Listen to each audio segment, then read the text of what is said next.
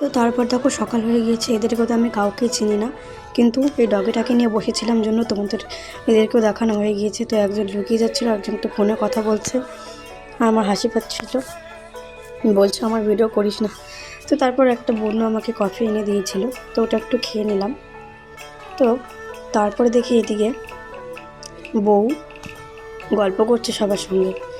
তো সকালবেলা এটা এক রাতেই দুটো বিয়ে হয়ে গিয়েছে, সকালবেলা শুধু এটা বাড়ি যাওয়ার পালা। তো এরা তো বসে রয়েছিল ঘরে, আমি একটু এসেছিলাম চেঞ্জ করার জন্য, তখন দেখতে পেলাম। তো তারপরে একটা বাড়িতে ঘুরতে গিয়েছিলাম, এত সুন্দর গপুটা, মানে কি বলবো, দেখো মনে হচ্ছে দুই ভাই, যমজ ভাই। আমার তো খুবই ভালো লেগেছে, সেজন্য আমি ভিডিওটা করে নিয়েছি। তারপর দেখো আমাকে আমার মাসিকে, ইস, ভাবছি আমি ছবি তুলছি, কিন্তু না, পোজও দিয়ে দিচ্ছিলো। তারপর দেখি কি সুন্দর ফুল ফুটেছে, আমি চিনি না এদের বাড়ি কোথায়।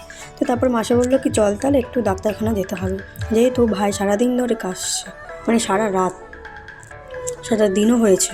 তো তারপর গ্যাস দেওয়ার জন্য চলে এসেছি একটা ওষুধের দোকানে। তো তারপর দেখো ভাই খুব লজ্জা পায় যখন আমি ভিডিও করি, ও ভাবে কী যে হয়েছে। ওই দেখো ও কিন্তু না করবে একটু পরে, ওই দেখো ওর মাকে বলছে যে ভিডিও করতে না, কিন্তু তাও আমি লুকিয়ে লুকিয়ে করেছি একটুখানি।